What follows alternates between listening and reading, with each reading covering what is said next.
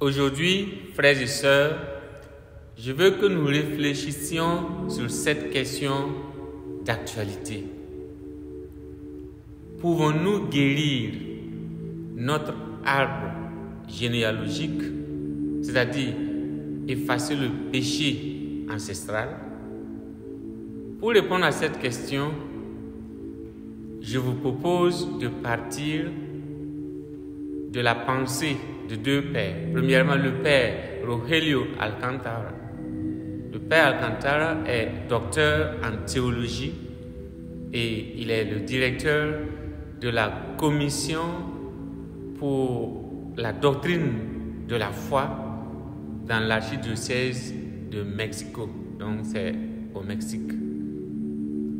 Ensuite, je vais m'appuyer également sur la pensée du père Guénolé Feugan, camerounais, dont je conseille d'ailleurs la lecture du livre qu'il a produit sur le sujet donc, de la guérison de l'arbre généalogique. Le père Guénolé est missionnaire de la miséricorde de sa sainteté le pape François, notre Saint-Père actuel. Et le père Guénolé est docteur en Bible. Dans certains secteurs de l'Église catholique,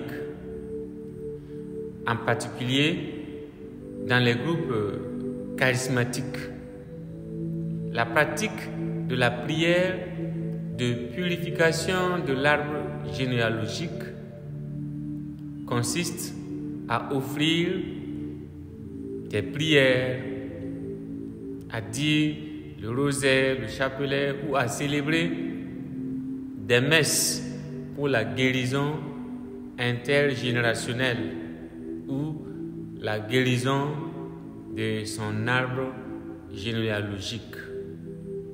Bien que cette pratique soit déjà assez répandue, je le dirais, et que cette pratique attire de nombreux adeptes, cette pratique, cependant, rencontre de vives critiques. Certaines personnes pensent et croient que les maux dont elles souffrent aujourd'hui, elles pensent que ces maladies qui peuvent être psychologiques, morales, sociales, spirituelles et corporelles, certaines personnes donc pensent que ces maladies peuvent provenir de leurs ancêtres. La personne actuelle serait comme le dernier maillon d'une chaîne, et c'est par ce maillon-là, par cette chaîne, que passent les maux qui lui arrivent par les ancêtres. Ceux qui partagent cette croyance pensent que les bienfaits de nos ancêtres, ainsi que leur schéma douloureux, difficile, crucifiant, ces chemins sommeillent en chacun de nous. Et de cette manière, nous avons la possibilité, pendant que nous sommes vivants, d'honorer la possibilité de transformer nos héritages ancestraux et changer les récits de nos vies, disons un peu comme le destin. J'ai choisi donc de m'appuyer sur les deux pères, Guénolé et Alcantara, l'un originaire de l'Amérique latine, le Mexique, l'autre originaire de chez nous en Afrique, les Camerounais, où ces deux pratiques, donc Amérique latine et Afrique, ont le plus cours.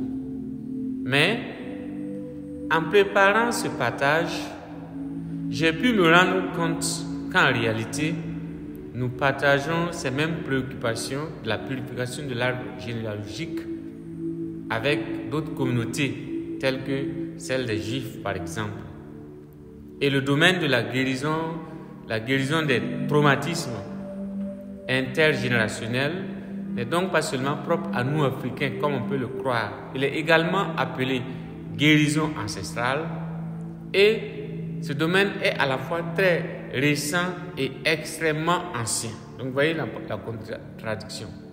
Il s'applique à tous les groupes et à toutes les ethnies qui ont souffert de graves problèmes tels que la guerre, la discrimination, je vais dire l'esclavage, la pauvreté ou le déplacement.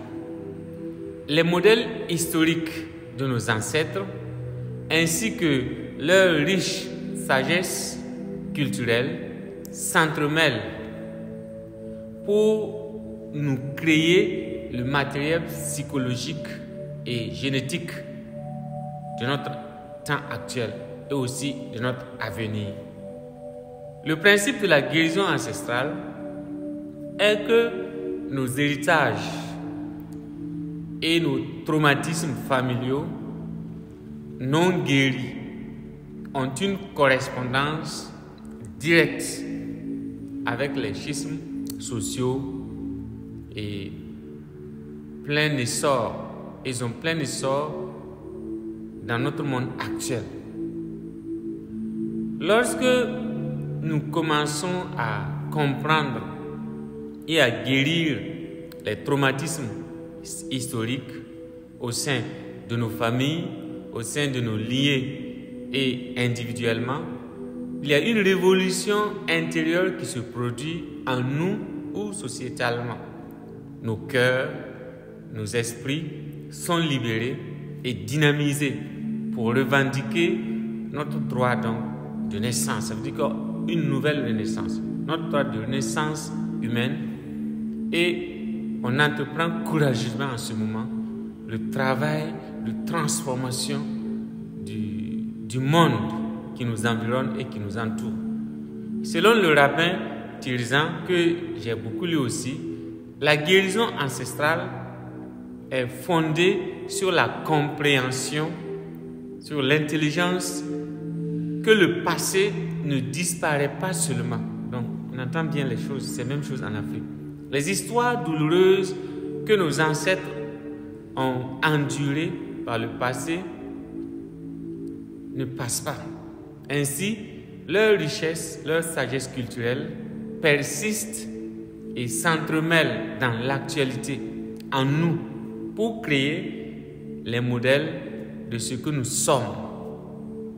Ce que nous sommes provient de cela et de ce que nous devenons. Même lorsque la douleur du passé n'est pas exprimée, n'est pas extériorisée, il a été oublié depuis longtemps, mais en réalité, elle fait partie de nous, de nos enfants, et fait partie de notre héritage. Et cet héritage est à la fois fort, blessé, mais un héritage qui façonne nos vies. Lorsque les membres d'une famille, d'une ethnie, d'un groupe social subissent des traumatismes et des séparations telles que provoquées par la guerre, la pauvreté, je vais revenir encore sur l'esclavage, la maladie mentale, la dépendance, le suicide ou une mort précoce, alors des schémas douloureux peuvent être figés dans le temps et se loger dans le champ de résonance de la famille, de l'individu, du groupe social. Ces schémas peuvent alors agir comme des aimants qui attrapent bien, influençant profondément notre vie. Des aimants qui influencent profondément notre vie et celle des générations qui vont nous suivre. Souvent, la perturbation créée dans le champ familial est une perturbation ressentie par les descendants, remarquez bien, par les descendants les plus sensibles, souvent les plus faibles. La pensée juive qui rejoint celle que partagent beaucoup d'entre nous en Afrique, beaucoup de croyants en Afrique, cette pensée juive, c'est que nous avons le pouvoir, en tant que vivants, de transformer les traumatismes de nos familles, de nos ancêtres. On peut les transformer, ces traumatismes-là, en bénédictions, et leurs blessures peuvent être transformées en sagesse. Nous pouvons apprendre à libérer les schémas et les comportements qui ont fait ce que nous sommes, les schémas et les comportements qui nous ont été transmis, et à renforcer, nous pouvons donc renforcer et dynamiser les héritages qui sont positifs et porteurs de vie. La plupart du temps, cependant, chez nous en Afrique, vous pouvez ne pas être d'accord avec moi, mais c'est ce que je constate de la lecture, les pratiquants de cette spiritualité qui pensent qu'on peut guérir de l'arbre généalogique, ces pratiquants pensent que certains mots leur viennent des ancêtres qui ne les ont pas, pour moi, forcément négativement planifiés. Dans la non-connaissance de Jésus, le libérateur, où nos ancêtres étaient, en effet, ils ont pu ou ils auraient pris des engagements auprès des ancêtres, leurs aïeuls aussi, auxquels ils doivent régulièrement des sacrifices et des rites pour amende honorable. Ils ont promis, ils doivent respecter. Et en mourant, ils auraient légué à leur progéniture que vous êtes, que nous sommes, tout cet héritage. Et ils ont légué aussi l'incapacité. Et l'incapacité où les héritiers sont de savoir les détails de ces promesses-là. Ces incapacités font que les conditions pour s'en acquitter deviennent difficiles et ces conditions transforment les héritiers en débiteurs. Voilà d'où viendraient donc ces mots selon ceux qui pratiquent cette spiritualité. Ils auraient donc ces mots une triple origine. Origine donc venant des mauvais penchants des ancêtres, venant de leurs péchés et les malédictions qu'ils auraient invoquées sur leurs descendants. Ce que je ne peux pas comprendre totalement. Comment on peut maudire ses descendants. Cela conduit les descendants à avoir de fortes inclinations quand il y a eu des malédictions et des tendances à souffrir de certains maux. Ou pire, une tendance à une servitude ancestrale. Ils sont tellement liés à eux qu'ils ne peuvent pas se dégourdir, ils ne peuvent pas se désenclaver. Donc la solution proposée aux croyants par certains prêtres et groupes dédiés au ministère de la guérison ancestrale, ministère de la guérison et de la libération ancestrale, serait de guérir leur arbre généalogique par des pratiques religieuses et des prières spécifiques qui peuvent, selon eux, couper cet héritage nocif et nuisible qui a été reçu et légué par les ancêtres, pour obtenir ainsi la libération de soi et le pardon des ancêtres.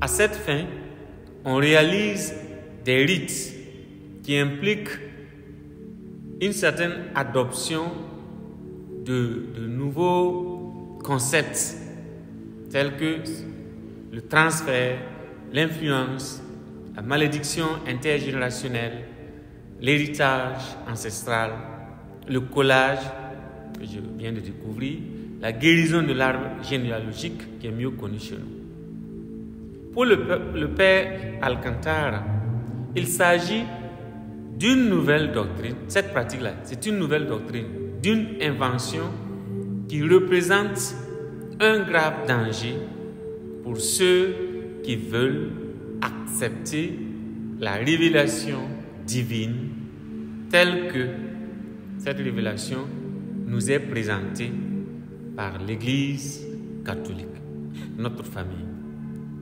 Mais je rappelle, bien que la doctrine de la prière de guérison des ancêtres soit récente seulement, donc du XXe siècle, cette pratique n'en demeure pas moins répandue selon la recherche du père Guénolé, camerounais, qui relève que des cas de pratique, même ici aux États-Unis, existaient et qu'en Europe et en Inde, elles sont courantes aussi.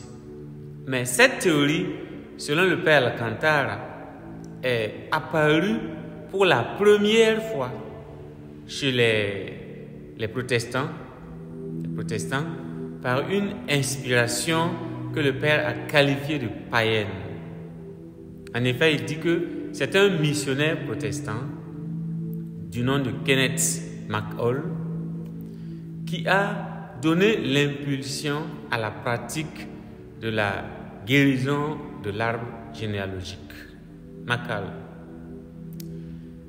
Bien que la doctrine du péché ancestral n'ait pas non plus de fondement théologique, le père Alcantara note que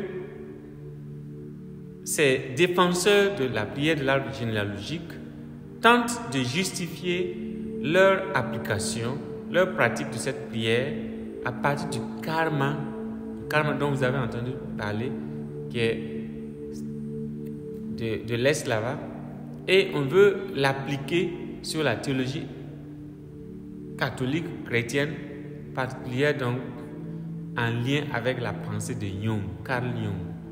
Ils tentent également d'ancrer leurs idées dans la doctrine catholique et du péché, dans la doctrine catholique du péché originel. Mais c'est sans justifier correctement, comme dit le Père, cette application. Et nous allons nous entendre. L'idée que les péchés des ancêtres peuvent influencer la vie des gens dans le présent apparaît dans plusieurs passages même de l'Ancien Testament. Nous allons nous expliquer. Le Père Guénolé relève certains de ces passages bibliques que je vais partager avec vous. Ces passages qui justifient la prière de la guérison de l'arbre généalogique. Exode 20, 5 par exemple, déclare en effet: car moi, l'Éternel ton Dieu, je suis un Dieu qui ne tolère aucun rival. Je punis les fils pour la faute de leur père jusqu'à la 3e, voire la 4e génération de ceux qui me haïssent. Mais j'agis avec amour jusqu'à la 1000e génération. C'est le Yahvé qui parle encore. Envers ceux qui m'aiment et qui m'obéissent à mes commandements. Ainsi parle Yahvé. Ou encore, le Père cite Ézéchiel 18:1. La parole de l'Éternel me fut adressée en ces mots. Pourquoi dites-vous ce proverbe? C'est-à-dire, pourquoi citez-vous ce proverbe dans le pays d'Israël? Ce proverbe: les pères ont mangé des raisins verts, et les dents des enfants en ont été agacées. Voilà les citations entre autres. Les deux pères théologiens et biblistes nous font remarquer, Alcantara et Guénolé nous font remarquer que l'interprétation correcte de ces textes exige d'abord de les lire dans leur contexte, en les comprenant dans une progression pédagogique voulue, une progression pédagogique de la révélation qui atteint sa plénitude dans le Christ seul, qui nous enseigne le concept authentique par exemple et en acte. Et on donne l'exemple de la punition et de la miséricorde divine. En effet, c'est précisément en la miséricorde de Dieu, qui est infinie, qui est soulignée dans ces textes que je vous ai cités, dans ces textes bibliques que je vous ai cités. La réponse divine au péché humain trouve sa racine en ces textes. Et en conséquence, d'autres textes de l'Ancien Testament affirment, je dirais davantage clairement, que chaque personne, retenez ça, chaque personne portera sa propre culpabilité et les conséquences de son propre péché. dans ce texte, la dimension personnelle, individuelle du péché est soulignée. Il faut les relire. Cela est confirmé par les paroles de Jésus lui-même dans les évangiles que nous connaissons mieux que l'Ancien Testament. Comme lorsqu'il répond à ceux qui lui demandent si un aveugle était affligé à cause des péchés de ses propres parents, de ses propres péchés ou à cause des péchés de ceux de ses parents, donc de ses ancêtres. Rappelez-vous la réponse de Jésus. L'influence d'une génération sur une autre existe et c'est quelque chose de naturel, causé donc par des facteurs environnementaux ou de coexistence comme l'éducation humaine ou religieuse, le bon ou le mauvais comportement. Cela peut persister de génération en génération. Le péché, cependant, c'est un acte libre dont les conséquences de la transgression de la loi divine, c'est-à-dire la culpabilité et la punition, sont exclusivement personnelles et donc ne peuvent pas être transmises.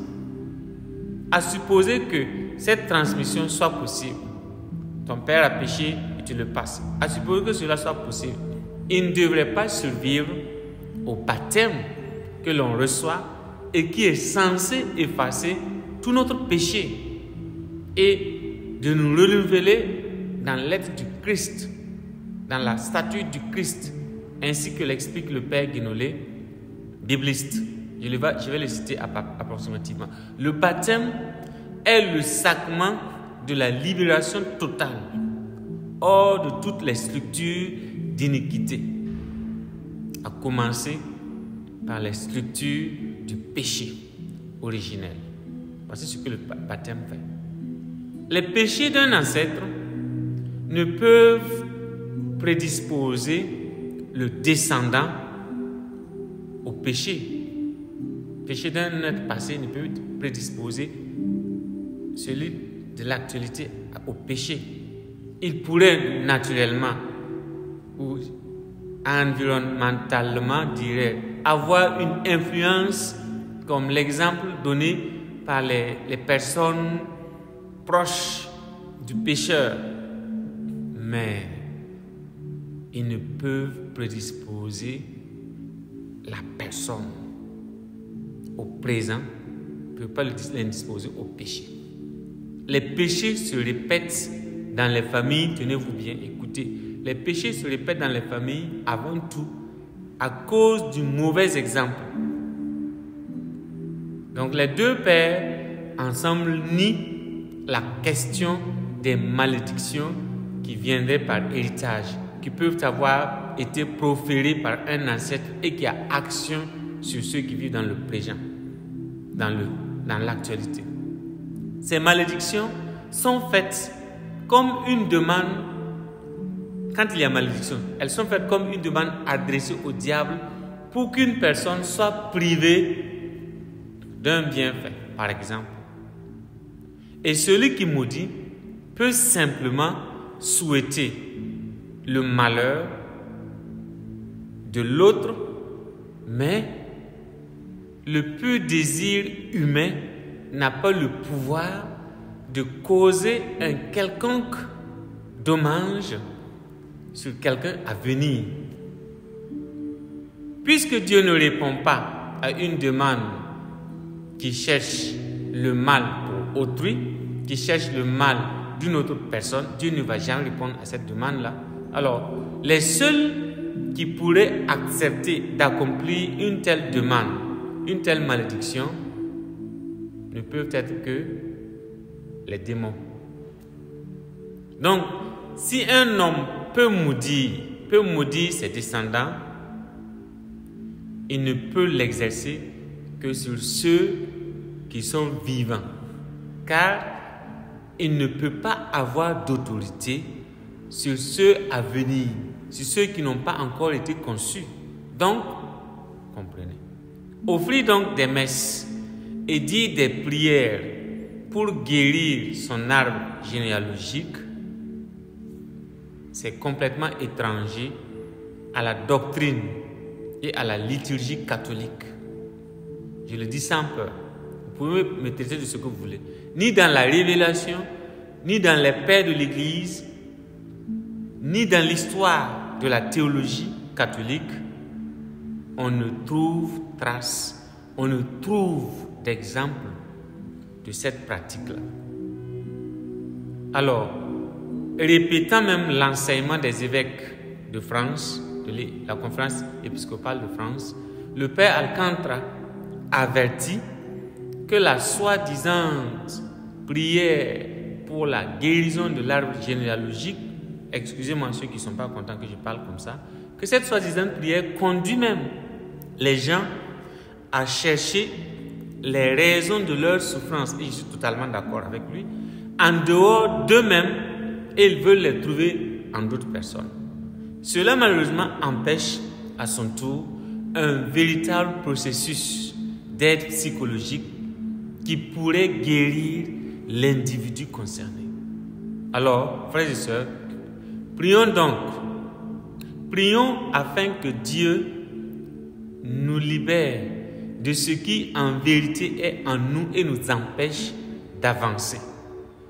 Qu'il ouvre notre esprit et notre intelligence sur ce qui doit être changé en nous pour être un gagnant dans la vie. Vous devez, frères et sœurs, surmonter les obstacles qui sont en vous, les obstacles de la vie qui sont souvent en vous. Personne ne gagne jamais une course dans la vie, dans cette vie, sans une pression, une passion ou une course à pied. Pour être un chrétien véridique, un chrétien réussi et victorieux comme le Christ dans la vie, vous devez surmonter les batailles de la vie. La prière de la foi, l'abandon total dans la foi est la clé pour surmonter les obstacles de notre vie, obstacles qui sont souvent en nous. Un obstacle peut être défini comme tout ce qui se trouve sur votre chemin, mais qui peut se trouver aussi en vous et qui vous empêche d'aller vers l'accomplissement de votre but, ce but ordonné par Dieu qui nous a créés et qui vous aime. Chaque homme, chaque femme que Dieu a créé a été créé pour remplir un objectif, pour atteindre un objectif. Personne donc, frères et sœurs, n'a été créé pour être inutile, pour rester sur place. Et dans Jérémie 29, 11, Dieu nous a dit qu'il a de bons plans pour chacun de nous, qu'il a un but pour nos vies, pour chacun de nous, pour nous donner un espoir et une fin attendue. Alors, l'avenir de chacun d'entre nous, l'avenir de chaque enfant de Dieu est glorieux. Mais ce n'est pas toujours le cas pour tous, parce que nous n'avons pas confiance en nous-mêmes. Beaucoup de croyants ne réussissent pas parce qu'ils n'écoutent pas l'esprit intérieur qui leur parle. Jamais ils n'accomplissent leur destin, leur objectif, leur destinée, parce qu'à cause des obstacles auxquels ils font face, ils ne se remettent pas en cause et ils cherchent les explications ailleurs.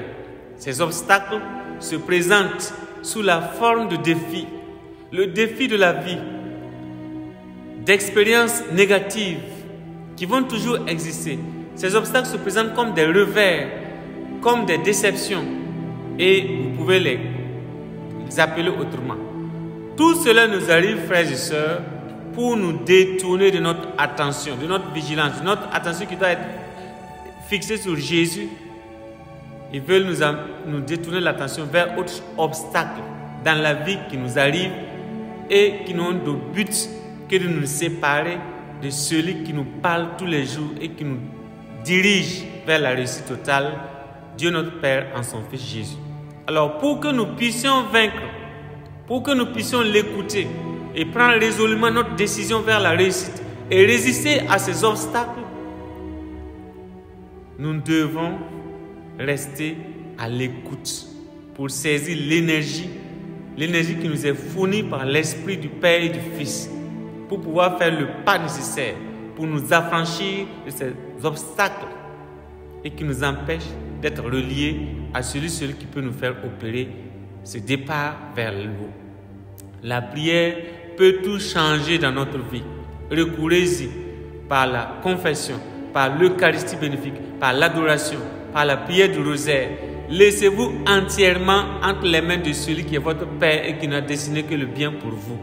Aujourd'hui, frères et sœurs, vous qui m'écoutez, je prie pour que vous sortiez de ce qui vous limite, que vous sortiez de ce qui vous empêche d'être vainqueur, que vous vainquiez l'esprit de peur qui est en vous et qui vous empêche d'entreprendre. Je prie pour que vous écoutiez l'esprit qui parle en vous et qui veut vous libérer de cette mauvaise habitude qui consiste à voir le mal en l'autre, de cet esprit qui vous retient vers le bas. Je prie que Dieu vous donne l'esprit aux 7 dons qui va vous aider à arrêter cette mauvaise fréquentation qui vous détourne du bien et qui vous amène à votre perdition. Je prie pour que l'esprit aux 7 dons vous guide vers la réussite.